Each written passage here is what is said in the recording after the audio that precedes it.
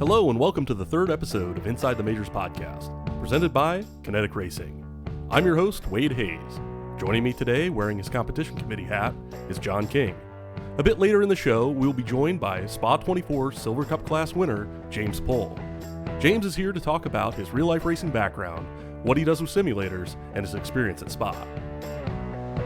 Our show comes to you today from Michigan International Speedway, located 4 miles south of the village of Brooklyn in the scenic Irish Hills of southeastern Michigan. This D-shaped speedway with 18-degree banking and 73-foot wide sweeping turns provides drivers with 3 and 4 grooves to run around this 2-mile speedway.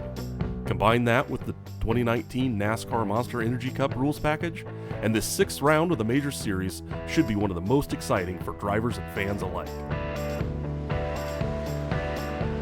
Before we start the show, a big shout out to Major Series star Blake Reynolds. Blake finished the regular season of the 2019 eNASCAR PK Freeze iRacing Series as top point scorer, advancing him to the playoffs and a shot at the $100,000 eSport World Championship.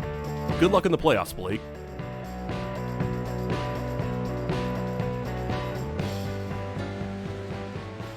Well, welcome to the show, John. As we're just starting to get going, qualifying opened. Looks like we've got quite a few takers here early on. Who should we be looking out for? Well, the two really big names in this session are Matthew Thunhorst, who's had 2 goes at qualifying already and is down in 59th place at the moment. He's the series leader, and he obviously really needs to get into the pro split. I think he's blown his engine twice now in qualifying runs, so he'll have all of his fingers crossed, I think. And you mentioned Blake Reynolds; he's in the session as well. He hasn't done a qualifying run yet, so he'll be pushing hard. Yeah, while we're looking at this, how do splits look for Americas and Europe? Europe is going to be tight. We're probably only going to have one split. There's like 40 qualifiers at the moment, but we might, if we get to 43, then we'll split around like 25 to 18 or something. But we'll see. Hopefully we'll get enough to split. If we end up with a 42 car field, it's going to be interesting, shall we say.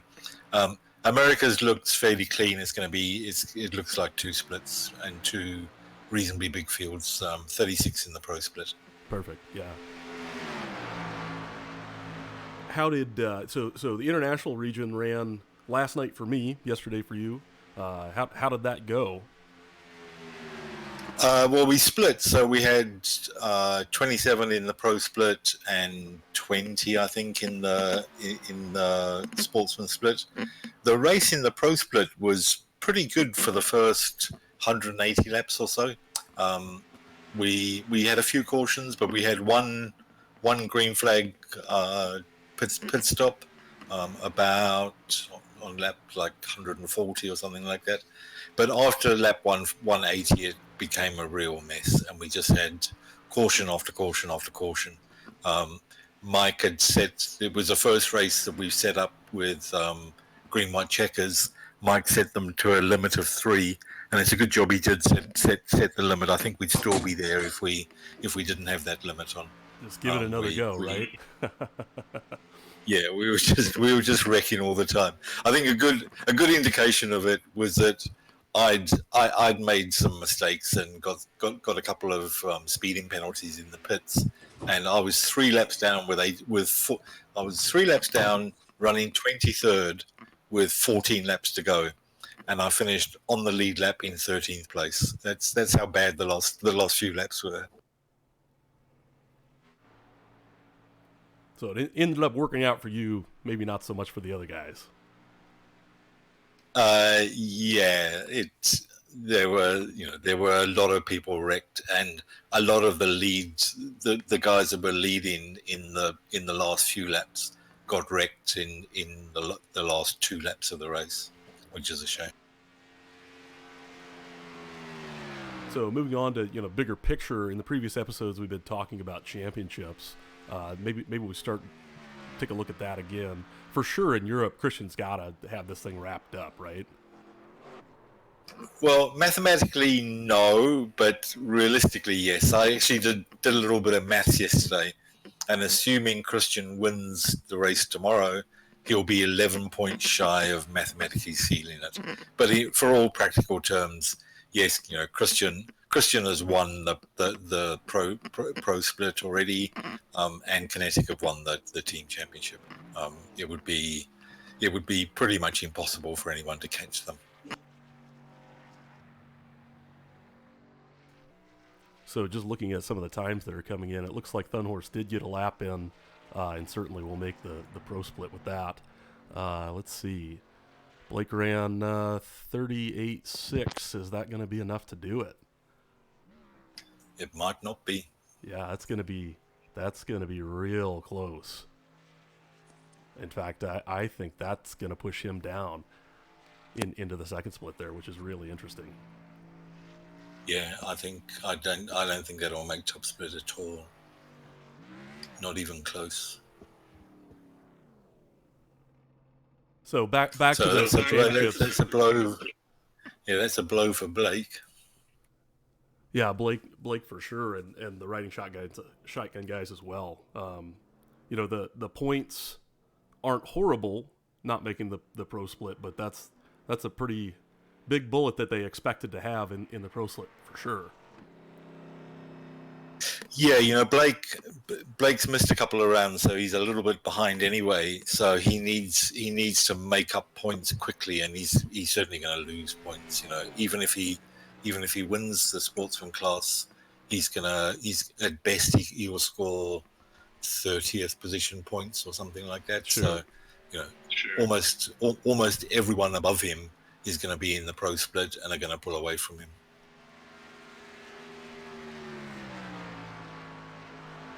So back to the championship talk. International's looking pretty set as well, right? I mean, Cam's kind of got it wrapped up, and Kinetic Swift has got the teams thing wrapped up with just a few rounds to go. Yeah, Cam was one of the people that got wrecked late in the race yesterday, so he didn't have a particularly good result yesterday. But I still think it's good enough, and he's got a pretty substantial lead, and most of the lead pack didn't have great races yesterday either. So I think Cam is pretty safe unless something bizarre happens. And yeah, Kinetic. We did the team did okay for Kinetic yesterday. Alex Sheridan has had a great season, apart from missing a few races, and he was 7th or something yesterday. And my fluky climb up through the field helped a lot as well yesterday. So I think we're pretty safe. I think we're like 1,500 points ahead of the second place team, so we're safe as well there. So moving on to America's, Alliance is really pulling out a pretty good lead here. Anything else to be looking for there, or any changes since the last time we talked? No. When we talked about this in episode 1 and episode 2, I said that Kinetic might struggle in Americas for the last few rounds. Because we've got some conflicts of interest going on with other leagues now, and that's happened. So we've been overtaken by Unorthodox for second place, but we're still looking pretty solid. We're missing Liam Quinn this round, so we're a little bit under pressure, but we should be okay for at least maintaining the top 3. But I think Alliance are gone now, and I think they're looking more and more safe every round. So moving on to tomorrow's races. Well, the drivers in America. I think Thunhorst is getting there, but he still needs to score heavily every race. The battle for second place is really, really close, and anything could happen there. Liam's missing this round, but he's got a good drop week score, so he's not gonna drop out of the chase completely. So I think we're still, even after tomorrow's race, we'll probably still have 4 or 5 people in contention for the at least the runners-up place in drivers. Yeah, for sure. I think it's really going to come down to those drop rounds. You know, how good was your drop round, and going into these last few races, can you afford to A, miss one, or B, have a bad race? Yeah, and a lot of the, most of the races at the end of the season tend to be ones that are uncomfortable for some people. We've got the Lotus 49 coming up at Milwaukee, and then we've got the supercars at Bathurst, and then we've got the Formula One at Interlagos. So that's not in most people's wheelhouses, any of those cars. So it could be a little bit random. The only thing we know for sure is that Christian will be good in all of them because he's good in everything. But it's going to be tricky. Yeah, for sure. No gimmies in these last few rounds. No. Maybe Cam Dance in International in the Formula One. He's really good in those cars. Sure. Looking forward to the races tomorrow. Who's looking strong? Who's put up the right practice times and qualified times for the week? It's really hard to say because there's even in International yesterday, the field, the pace of the field during the race was completely different to paces in qualifying, and I think the same could be true in the other regions as well. It also depends very much on how many long runs you get, because there's obviously big differences between the setups that people have got on how fast they are at the start of runs and how fast they are at the end of runs, and so people are going to have to guess and gamble on which type of setup to use, because like yesterday in International, we were running a set that was really good at the end of runs, but we never really had a chance to prove it. We had one long run, but unfortunately most of our cars were damaged at the time, so we didn't really show how strong we could be at the end of runs. So it's just going to be a guess by everybody to see what they do, but it could be interesting. I think the guy that finished second in International yesterday came from 23rd on the grid or something. So don't expect people to sort of drive away from the field the way that we see on road. It was basically a pack race for the whole race yesterday in International, and I expect Europe and Americas to be the same.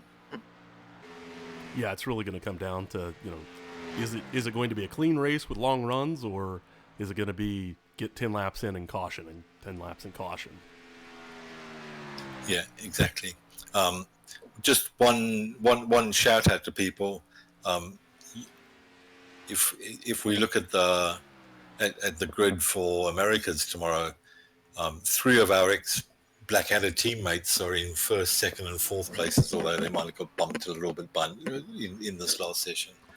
So John Medeiros was on pole 20 minutes ago, and we raced with him a lot on oval. So good luck to those guys tomorrow.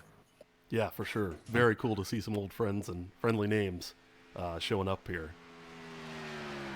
As far as the sportsman splits go, we already talked about Blake. It looks like he's probably going to be dropping down there. Is there anyone else that we should be looking for as far as trying to salvage points or really go for the sportsman championship?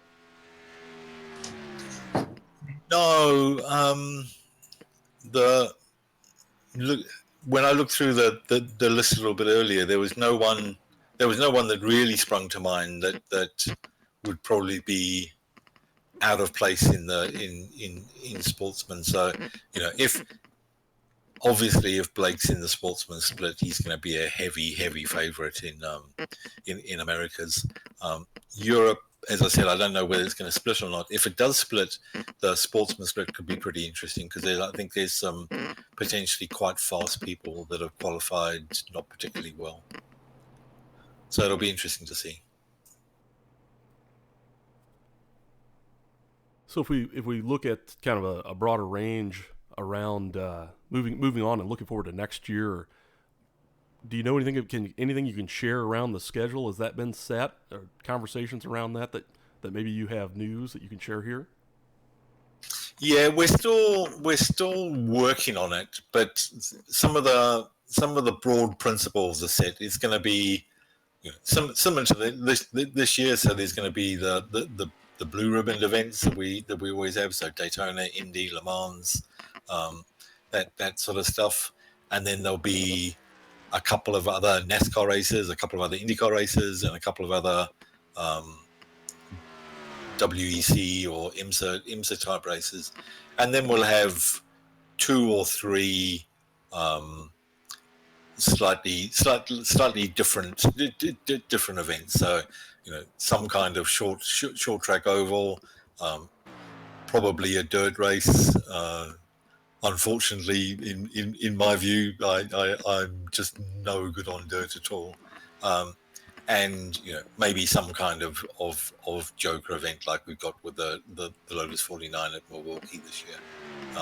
So we haven't decided exactly, but it's getting there. I think that we'll probably have a draft within the next 3 or 4 weeks, something like that.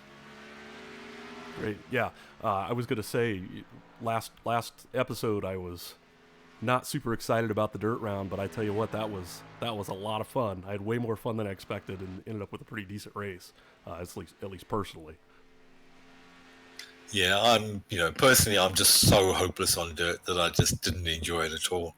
I had the only chance I can drive it well when the track is nice and smooth and clean, and preferably when I'm by myself on the track. But once it gets rough and there's cars around me, I'm just completely hopeless. So the only chance that I had was to get through to the feature race, straight in the heat, and I got a really bad draw in the heat. I was 3rd or 4th heat or something, and the track had already roughed up a little bit by then. And I got wrecked into the first turn on lap 1 anyway. So I knew there was no ways I was going to make it through one of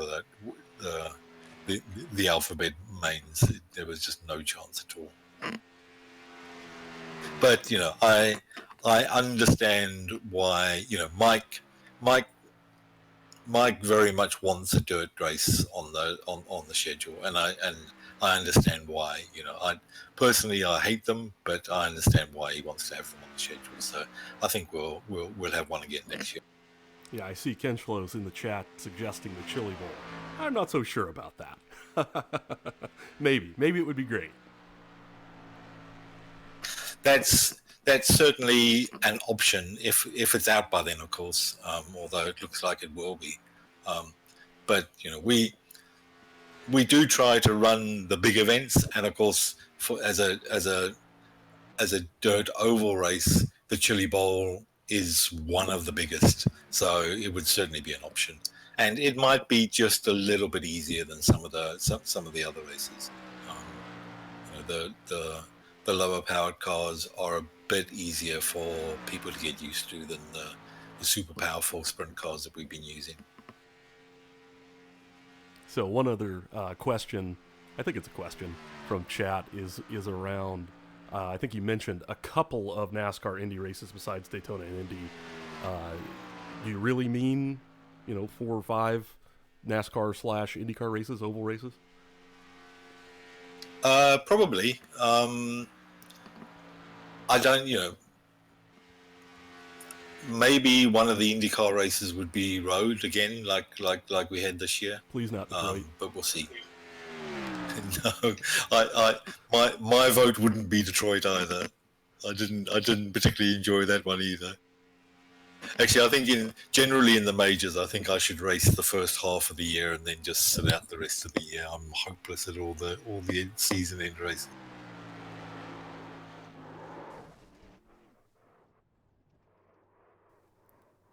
All right, so the time has come here for the second segment. I see that James Pohl has joined the broadcast booth, so I'm super excited to have you here, James. Welcome. Massive congratulations on Spa. That's that is super cool, and it's super awesome that you're taking some time to spend with us. I know during the whole race. The Kinetic guys were watching and pulling for you. So, welcome to the booth first. But maybe you could start and kind of explain the series you're racing in and what Silver Cup means and kind of who you are and where you're from. All right. Well, yeah. Thank you guys for having me on. Thank you for cheering and thanks for congratulations. But yeah. So basically, my name is James Pull. I originally live in Singapore and grew up in Singapore, born in Singapore, but my parents are British and Malaysian. And yeah, so I'm a GT3 driver. I currently race in the Black Pan Endurance Series. So that consists of three 3-hour races, one 6-hour and one 24-hour, which is 24-hour Spa. And yeah, so I won in Silver Cup in Spa, and we were 15th overall. For people that don't really know what Silver Cup means, it's kind of just one of the 4 categories in GT3 racing. There is Pro, which is obviously like the factory drivers and stuff like that, and then below that there's Silver, which the best way I think to describe it is just like young up and coming pros. So there's a lot of like young guys that are working to be professionals but not being paid yet. And then there's obviously Pro-Am and Am, which I'm sure you guys are with the gentleman drivers in Black Pan. They have pros sometimes that are in the car with them, and sometimes they're just all gentleman drivers. But yeah, so I did 24-hour Spa, and we won in class, so that was super cool, especially being the first 24-hour race I've ever done. I mean, if you don't count like iRacing 24 hours and stuff like that, but yeah, it was super cool. It was a super cool experience. So this Spa 24 was interesting with all of the weather and the rain and the red flags, and I'm really interested to hear. We do iRacing 24-hour events, and occasionally somebody will wreck the car, bend the car, or whatever, and you kind of on the fly gotta change. Hey, I'm not going to be in the car for this next stint. How does that work in real life? Is it similar? Or are you just on edge and know just because the red flag's out, I'm going to be back in at a certain time? Walk us through that. How's that work? It was actually a lot more complicated than that. We originally, obviously, we have a normal stint plan for if nothing goes wrong. But obviously, every spanner was thrown into the works this Spa. The weather was so changeable, and it made it really difficult because there's 3 of us in the car, and some of us are more comfortable in the changeable conditions than the other. And we wanted to make sure as well that every driver could get as much rest and as much sleep in between their stints. So we sort of had to just kind of on the fly, we had a WhatsApp group, and we just had to text each other about when drivers need to be back at the garage and stuff like that. Because, for example, after my first night stint, I went to sleep, and I woke up at about 5 a.m. to get ready for my next stint. But by the time I got to the garage, the red flag came out. And after that, nobody knew how long the red flag was going to last as well. So we all just we were all a bit on edge, and we just had to sort of guess really and just communicate well. But yeah, it was difficult with these conditions, really, really difficult. It made it difficult on track, and people were starting to feel a bit unsafe and uncomfortable. And especially as well, it was nighttime when the conditions were the worst. So luckily, I didn't have to do that stint. Thank you to my teammates. They did an amazing job not to crash the car during those stints. But yeah, a lot of stuff goes on behind the scenes that people probably don't really know about. Who's making the call around? I mean, I know that when I'm doing events, I don't want to give up any seat time, and I assume that's the same for everyone. Who's making the ultimate call to say, yeah, you're gonna, because of circumstances, you're gonna miss a stint, or we're gonna put you in for an extra one? Who's making that call in the box for you? Well, it's a mix between our lead engineer of the car and also our strategy man.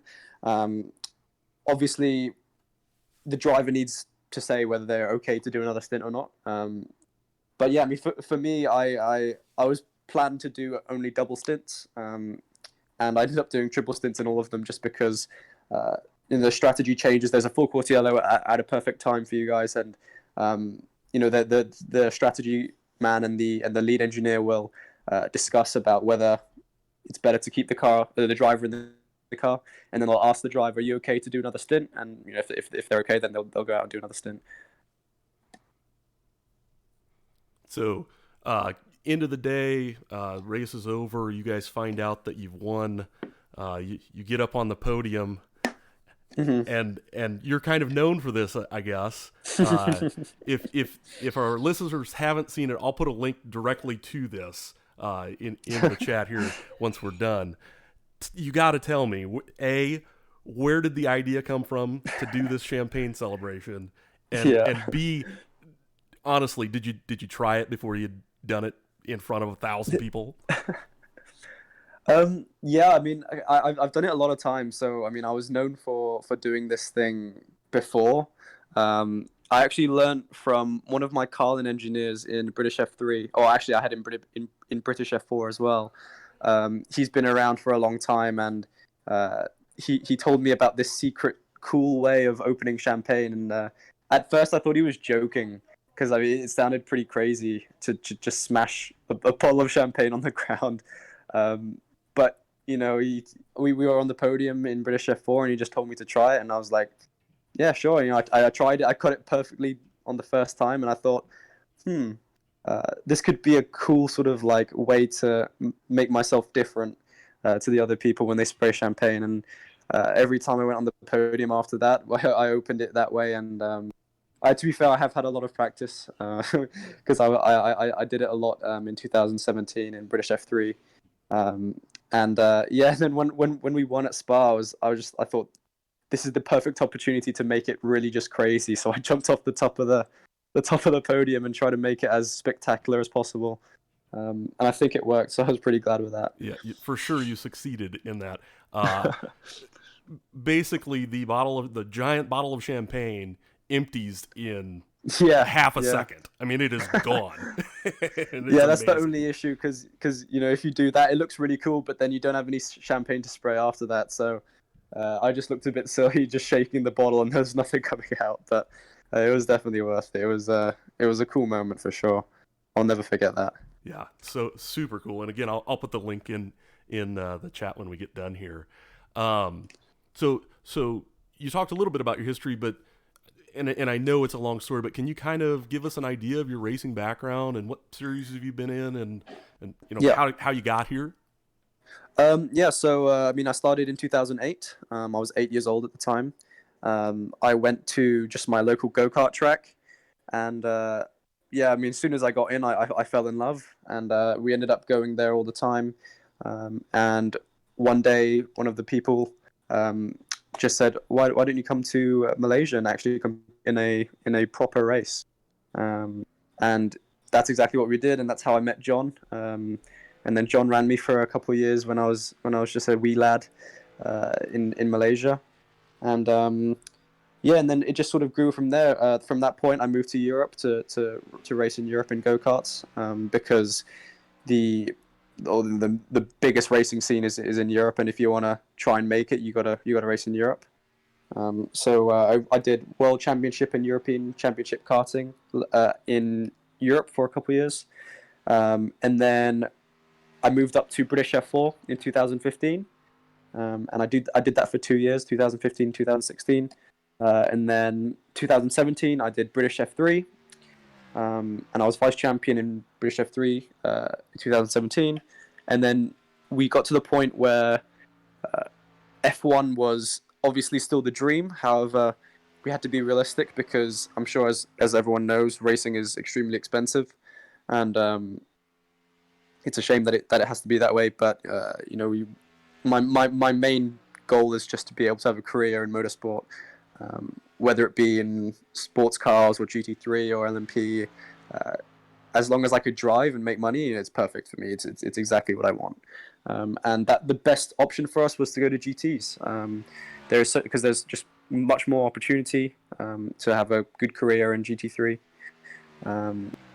And I started last year in a Super Trofeo car, which is basically just a normal Lamborghini which has just been stripped and modified for a race car. And I was vice champion in the Asian Championship. We were fighting for the World Championship too, but unfortunately we had some issues with pit stop, which cost us that, which was a shame. But then, and then this year we went to Blancpain GT3, which is, in my opinion, the pinnacle of GT3 racing. And here we are. That's the shorter version of it. This all sounds massively expensive. Yes. You must owe Yes, your parents a ton of money. Yeah, I know. I do feel awful sometimes. I have to try and not think about it because it is genuinely really expensive, and it's unfortunate. There's some great drivers that are extremely talented, but they just don't have the budget, and it's probably one of the saddest parts about the sport. But I owe everything to my family for giving me this opportunity.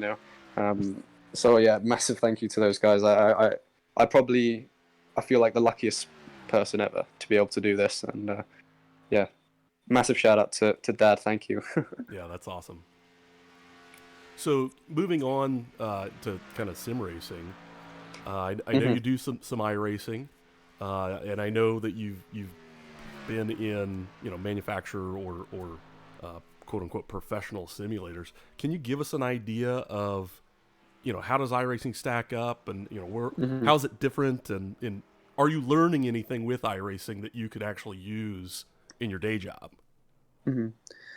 Yeah, so I mean, I've done a lot of iRacing since I was even in karts actually. Personally, I don't really like to use iRacing as a prep kind of simulation. I'd rather use R Factor because you get more accurate car models to what we drive and more accurate track models. However, iRacing is extremely, extremely helpful, especially to me, and I know to a lot of other people like Lando Norris and stuff like that. iRacing has helped massively for racecraft for me, as well as being able to fiddle with the car and be able to get like a nice feeling of a nice understanding of what the car does when you make a certain setup change. But that's sort of been the real positives for me, and as well just to sort of keep your head in the racing community, especially during your long breaks. It's super helpful.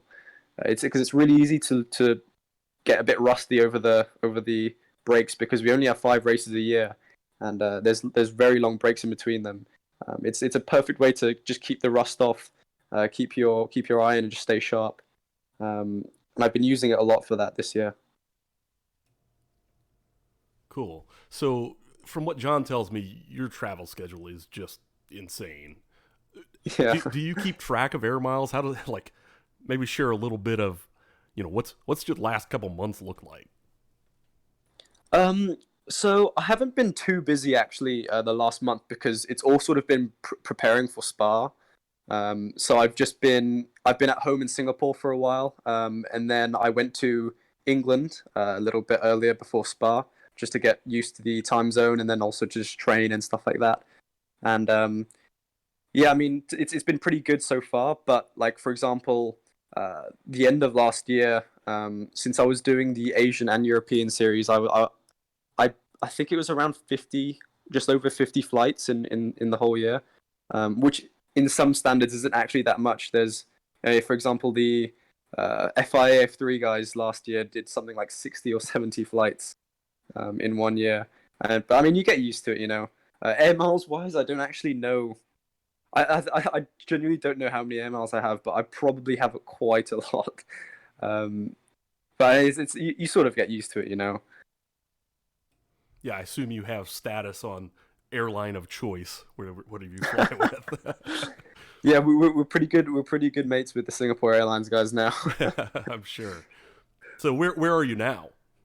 So at the moment, I'm in California. Actually, I'm visiting a friend here who's just started to go to school here, and I have a break before Barcelona, which is the next round, and I came to visit her. So Yeah. It's my first time in America. It's pretty cool. Very cool. Awesome. Yeah. So, have you started thinking about next year and what your plans are, getting things set up? Going to stay and do what you do, but or do something different? It's still kind of early days for me. Thinking about next year, but we do have some offers, and to be honest, I'm not sure what we'll be doing. I'm pretty sure it will still be GT3 orientated, however, though. And yeah, I think I just need to find really the best option for me that will open the doors for a genuine career in motorsport. Um, but yeah, we haven't really. We're still very early days, so I mean, I can't really talk about much of it. But definitely, it will be GT3 racing, I think. Very cool. So I don't know if John's actually talked to you about this or not, but I've been on him a bit about trying to get you into a majors race to race with yeah. us. Any chance that you're available December 15th? I know that we could probably make a spot for you in our Le Mans 24 car. I mean, I'll have to check my schedule, but yeah, I would definitely love to be part of it. I love doing these cool big sim races. Admittedly, I'm not very good, and it's kind of embarrassing because I get completely just ruined by the professional guys. So I look like a proper amateur. But I'd be super interested too. I have a load of fun in these events. Awesome. So John, I think is still here. That sounds like commitment to me. Yeah, close enough. I'll carry on hassling him. Yeah, just let me know, and yeah, we can definitely sort something out. Yeah, I'll talk to you offline, James. So, Yeah, okay, cool. so John, I'm interested to hear your side of the story. You found this kid and put him in a cart. Tell your story. Well, they found me rather than anything else. At that point, I was running a team in a car team in Malaysia. I think I was still racing as well, wasn't I? Yeah, James, you're still racing. Yeah, yeah. first started. But I was running a team, so it was really cool. And James was really quick right from day one. I think you won your second race, James, something like that. So Maybe. this was I can't all remember. in cadets, of course. And I ran James for I don't know 3 years or 3 years, I something, think so. and Yeah. then he had a bit of a break where he was doing some other stuff, but then we got back together again just before he went to Europe. So and I became really good friends with James's parents, so we still hang out sometimes and we talk to each other. And it's the interesting thing is that I said to James's dad, I don't know, 8 years ago, that I thought James would be better in GT cars than he would be in single seaters. Really? And because he was always, you have to be super aggressive in single seaters, and James was always more about consistency and protecting the cart and stuff like that. And he wasn't a stick your nose in and hope that the guy in front of you gets out of the way type driver. So I think he's much more suited to endurance racing than single seaters. So it's cool to see him where he is now. That's cool. I also have a special deal going on with his dad that years ago, his dad promised me that if James got to Formula One, he was gonna give me a VIP seat to Monaco. And I said, because I was so committed on the GT thing, I said no. I want a VIP trip to Le Mans the first time James races there. So I'm still hoping to get that at some point. For sure, man. One day when we're there. Yeah, no, your dad did say to me last year he still remembers the deal, so I'm good for it. That's awesome. Hey James, I got one question. Yeah. Since Spa, I heard that you've got a new companion in bed. Is that true? In what? You sleep with something in your bed now. Okay. Yeah, I do. His name is Barry, actually. My trophy from Spa. we christened him Barry. So we have Barry in the he's in my bedroom. He's loving it. It's such a cool trophy. I don't know if you guys have seen it, but it's absolutely incredible. Yeah, I've seen it, and I guess if Wade puts up the link to your champagne things, people will see the rest of the guys will see the trophies as well. But they are huge, aren't they? They're nearly the same height as you. Yeah, it was crazy because I genuinely was struggling to hold it up on the podium after I just did a triple stint and I got out and this guy handed me this massive trophy and I was like, "Whew, this is gonna be tough. I'm gonna have to use both hands here." But that was I think that is probably the coolest trophy I've ever seen. I feel so fortunate to have it. Like I look at it every morning and I'm just like I can't believe that like I actually own that. I'm super fortunate. How do you get something like that home? Do they ship it for you? We were actually lucky because one of our friends drove from England to Spa, and he had a car, so we just put it in the car with him and had it in the passenger seat, wrapped in like towels and the seatbelt on it. It was yeah, it looked super cute, like a little baby. That's awesome. And seriously, this thing is almost your size. It is huge. Yeah. It was like I think it came up to my waist when I had it on the floor. Probably even higher, actually. Very cool. Well, thank you again for joining us. It's been awesome No, it was to a have pleasure. you here. It was a pleasure. And I hope to see you in December. Yeah, for sure. Yeah, it was a pleasure. Thank you guys for having me on. Yeah, definitely. I hope to speak to you guys soon again. Great. Thanks, James. No problem. Take care, guys. Thanks, James. Catch you later. Have a good time. So awesome to have James here. John, if you want to throw your Kinetic hat on, get rid of that competition committee hat, and let's talk details. How are you feeling for the races tomorrow and Kinetic? Obviously, pretty confident with in Europe. Christian. Christian is good at everything, but the NASCAR stuff he's obviously super good at. So I think he's going to be difficult to beat tomorrow. Hopefully, and our other guys in Europe look pretty strong as well. So I'm very confident about Europe.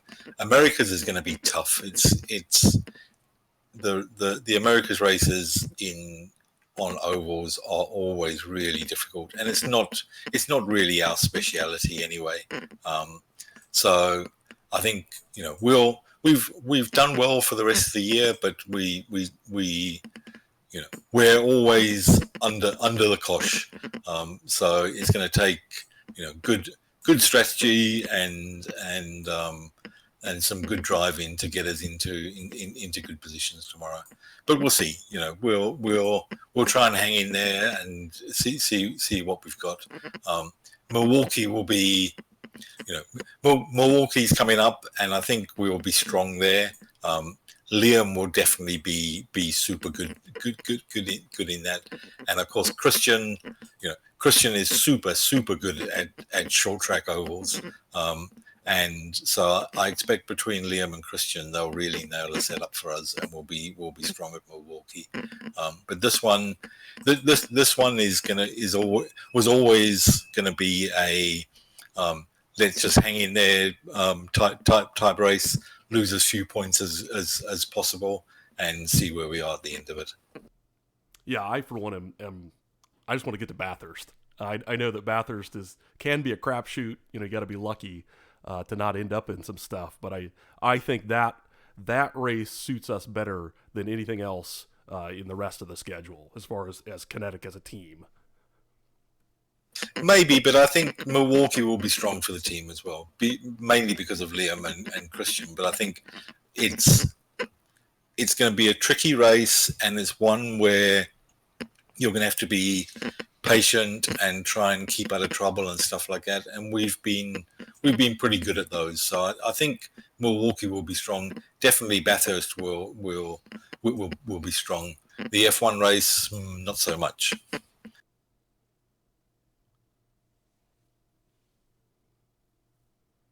So last episode we talked a little bit about Kinect's plans around DGFX. Can you share I know I think it was last weekend was the qualifying race. Maybe share a little bit of how the teams did and where we ended up on that. Yeah, so Kinetic entered. We entered 3 cars under the Kinetic name in DGFX, and fortunately, all 3 of those cars got through pre-qualifying. So we've qualified all 3 cars. We also entered some extra cars under another team name called Energy. DGFX have got an odd rule where teams are restricted to only 3 cars. So we had so much interest from the drivers that we had to enter more cars. Those Energy cars, only one of them got through. The Pro-Am car. Ernie Ludwig and I drove that, and we were lucky enough to get a qualifying spot. So we'll basically have 4 cars in DGFX, although one of them is going to be called Energy Racing, and that's obviously a great thing in some ways, but it's a bad thing in others, because it does mean that we've got a little bit of a scheduling conflict with the majors. There's no races that clash with each other, but obviously we put a lot of time into preparing for all of these races, and there's going to be a bit of a conflict with some of the guys. So, and that's one of the reasons why I said a couple of episodes ago that I thought that we would, we might struggle a little bit towards the end of the season in the majors, because we're not going to be as focused on it as we've been for some of the season. Yeah, for sure. Mark and Matthias have had an amazing 3 years with their three in a row championships in 3 different classes. It'll be interesting to see if they can come back and do the same next year or this year. Yeah, and of course their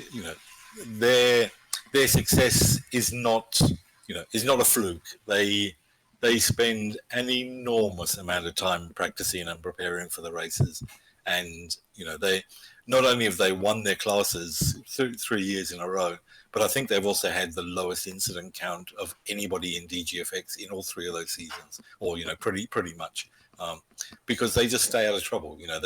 They've found a way of driving in that series that keeps them fairly safe. So they have an amazing record. I think the last time I counted, I think that they'd finished in the top 5 in their class, something like 16 DGFX races in a row. So hopefully they'll make it to 20 this year.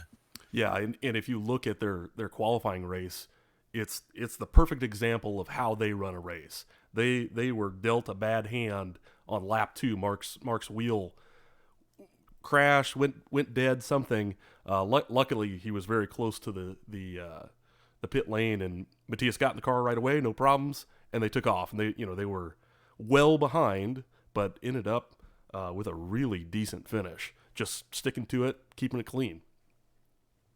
Yeah, that's the way they do it, and it's interesting because people, a little bit like the majors, people talk a lot about driving standards and how many incidents there are and the safety cars and stuff like that.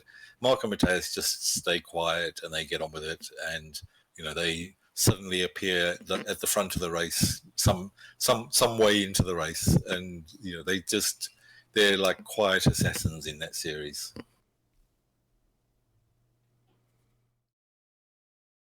Yeah, for sure.